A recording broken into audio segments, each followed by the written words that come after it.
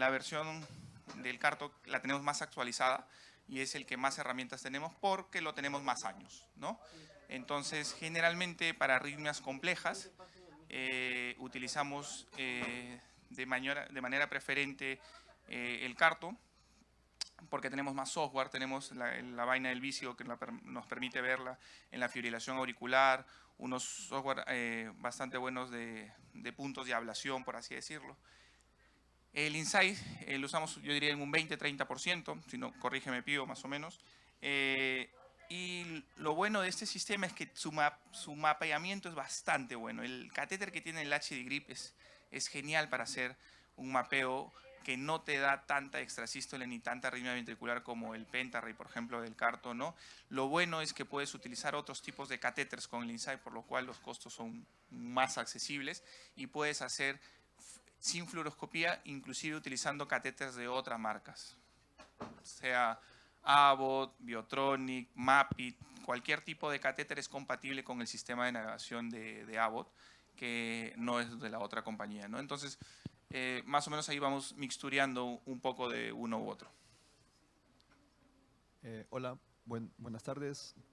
Por acá, doctor Kevin, Mario, ¿qué sí. tal? ¿Qué tal? Buenas tardes con todos los que han estado haciendo presentaciones, muy buenas charlas también, ¿no? Doc Mario, quería preguntarle acerca, cuando yo tengo un paciente que no tiene síntomas y tiene un síndrome Brugada, ¿aún se hace la estratificación para ver si es que hace alguna taquicardia ventricular en sala? ¿Cómo maneja ese tipo de pacientes, ¿no? Y para el doc Ángel Cueva también quería preguntarle acerca de, eh, no me queda claro si una muerte súbita, en este caso en un corazón de un atleta, es porque tiene de fondo una, una cardiopatía, o es que puede haber quizás también algún score en el cual me diga, pues, vamos a colocarle un marcapasos sin que tenga una cardiopatía de fondo, de base, ¿no? Perfecto. Nos sentamos, Ángel, por ahí. Bien, con respecto a la primera pregunta, súper interesante porque es lo más habitual que vamos a ver.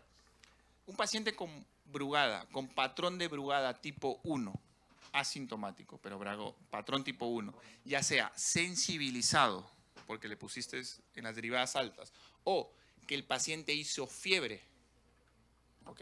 Y le encontraron patrón tipo 1 de Brugada, ese paciente, así sea asintomático, nosotros hemos tomado la aptitud por guías, que es una indicación en algunas 2A, otras 2B, hacerles un estudio electrofisiológico para estratificación invasiva por el alto valor predictivo negativo que tiene el estudio electrofisiológico. Existen otros grupos, como los de italianos de la doctora Silvia Priori, que prefieren no hacerlo, pero nosotros como institución hemos optado por hacer la estratificación invasiva, que hemos visto que, como vuelvo a repetir, el valor predictivo y que se tiene que repetir periódicamente, generalmente cada 3 a 5 años. Eso es lo que nosotros hacemos. Y la otra pregunta de atletas... ¿Me recuerdas, Kevin? ¿Implante de dispositivos me dijiste?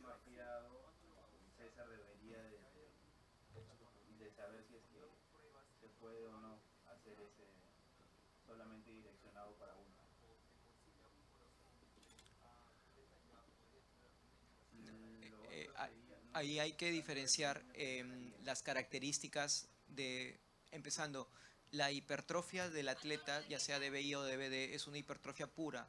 No se suele acompañar de alteraciones de la onda T, como cuando hay una enfermedad de base, ¿no? Puede cumplir de repente Sokolov, pero no hay alteración de repolarización. Entonces hay que hacer la disquisición del corazón de atleta y de la miocardiopatía hipertrófica, ¿no? Para eso pues nos apoyamos en las imágenes, función diastólica por eco, entre otras cosas. Pero el atleta por sí no tiene una diferenciación en cuanto a la estratificación de riesgo. Si hay que poner un DAI a un paciente con miocardiopatía hipertrófica, no entra la variable si es atleta o no. No entra esa variable. Lo que tendríamos que hacer es que si es de alto riesgo ya, pues se le contraindica el ejercicio en ese escenario. Aquí. Sí. ¿Qué tal? ¿Cómo está? Algunas preguntas. Con respecto al síndrome de Brugada, al tipo 2 o tipo 3, pero he visto a veces casos que son tipo 2, el electrocardiograma, pero el paciente ha venido por síncope. ¿Qué hacer? Y lo otro con respecto al síndrome de Brugada, al inducido por propafenona, por ejemplo, que hace el tipo 1 característico, pero el paciente es asintomático. Tengo entendido que le suspende la propafenona y vuelve al tipo 2, paciente asintomático, no hace síncope, es observarlo, ¿verdad? El otro comentario vendría a ser para el tema de del atleta, a los que le ponen un DAI. ¿Cómo es el seguimiento del paciente? Hablando de deporte de contacto fuerte, por ejemplo, de fútbol, estos pacientes tienen un contacto fuerte muy elevado.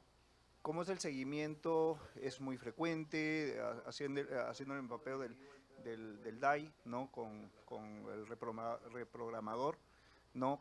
Porque, no sé, desconozco si es que fácilmente pueden desprogramarse por los golpes, por el mismo cable, y a la vez también cuando hablaron del DAI subcutáneo y que no dan la posibilidad de marcapaso, si existe la posibilidad de que se le ponga DAI con el Micra, ¿no? Son más o menos mis comentarios, mis preguntas.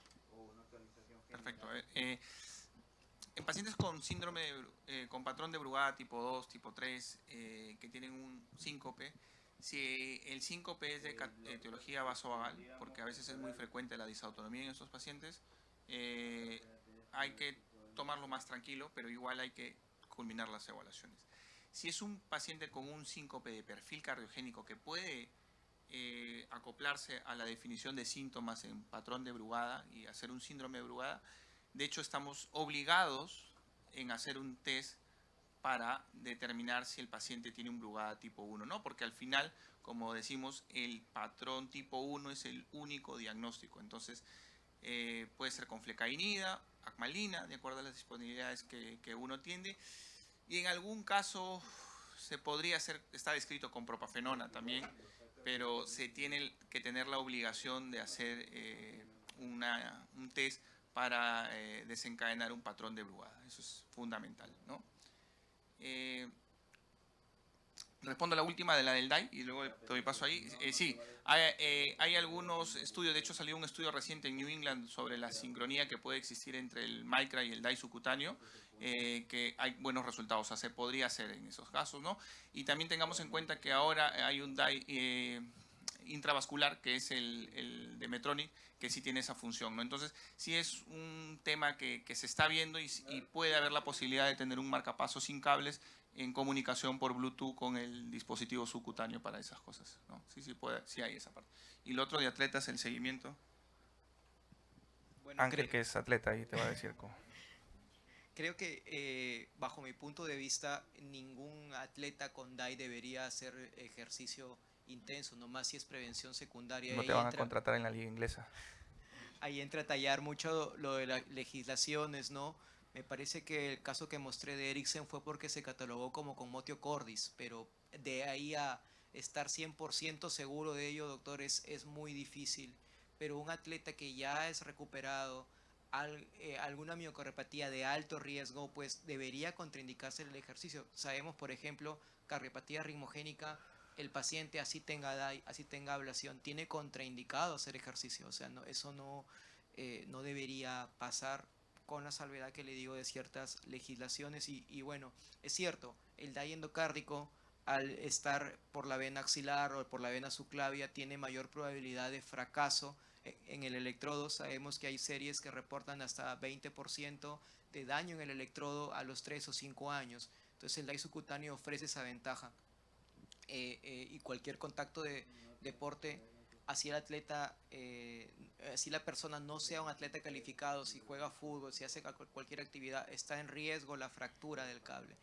Y pues nada más quería dejar en claro, ya para finalizar, es que una fundamental ventaja del DAI subcutáneo, si bien no da estimulación, pero sí, como ya Mario lo mencionó, puede sincronizarse con un marcapasos sin cables, es el riesgo de endocarditis, el cual es cero, ¿no? En cambio, el DAI endocárdico puede tener este riesgo de endocarditis. Y un dato que quizás algunos no conozcan es que no es que yo ponga un cable y lo puedo retirar fácilmente del sistema venoso. poner un cable se puede retirar fácilmente si tiene menos de 1 año, 2 años de implante, pero ya cuando tiene 3, 4, muchos años es muy difícil. Y al menos en nuestro sistema, no, en nuestro país, no contamos de momento con los extractores. ¿Alguna otra duda, pregunta?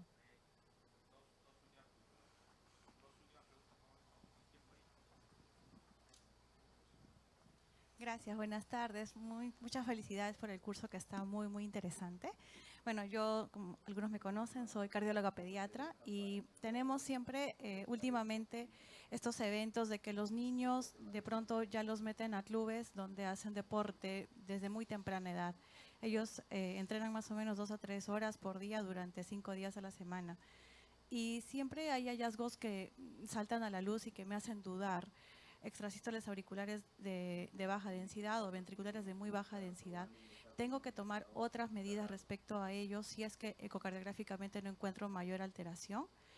Y si los criterios de alto riesgo también se cumplen para las edades pediátricas según lo que nos ha mostrado doctor Ángel. Muchas gracias. Bueno, más o menos lo presentó el doctor Soto en su ponencia de este paciente que se le realizó la ablación. Eso ya, bueno, es un poquito el tema de Ana Cecilia, me voy a meter en su campo. En cuanto al manejo de arritmias en atletas, está escrito, sin embargo va a depender si hay sintomatología o no, pero también podría proponerse algún procedimiento invasivo con la intención de pues tratar de eliminar este foco arritmogénico, pero depende del tipo de hallazgo, ¿no? Si es preexcitación, estamos claros que debe ser ablación, eso no entra a tela de juicio, pero si es extrasístoles, ya sea supraventriculares o ventriculares, va a depender si el paciente tiene síntomas y consensuar una decisión médico-paciente para ver si es que lo llevamos a una ablación. Pero no hay una recomendación fuerte de llevarlo solamente por el hecho de que sea atleta si es que es asintomático. Si es sintomático, así sea 2-3% de extrasístoles, pues valdría la pena. Última pregunta, y ahí concluimos el bloque. De verdad que gracias por las preguntas. Vamos invitando a Milton para que... Una última pregunta. Sí. Con respecto a ¿cómo se llaman los pacientes atletas que han superado ¿cómo se llama? Su etapa, la etapa ¿cómo se llama? De producción y que ahora tienen mayor edad? Que han tenido ¿cómo se llama? Que en las condiciones actuales se ha encontrado que tienen bradicardia y ¿cómo se llama? Y en las noches hacen bradicardias de más o menos entre 35 y 40 latidos por minuto, asintomáticos. ¿Qué debo cuidar en ese tipo de personas? Correcto. En pacientes asintomáticos, bradicardia sinusal, pausas inclusive más de 3 segundos, asintomáticos, mirarlos y seguimiento clínico. No hay que colocar un marcapaso ni algo por el estilo, por más que encuentre pausas más de 3 segundos. La disfunción sinusal se trata con marcapasos cuando está asociada a sintomatología de cualquier tipo que uno la pueda relacionar. Fatiga, disnea, mareos, presíncope o síncope, ¿no? Entonces, en ese caso, tener los cuidados de seguimiento continuo, pero sobre todo el seguimiento clínico. Perfecto. Muchas gracias por sus preguntas.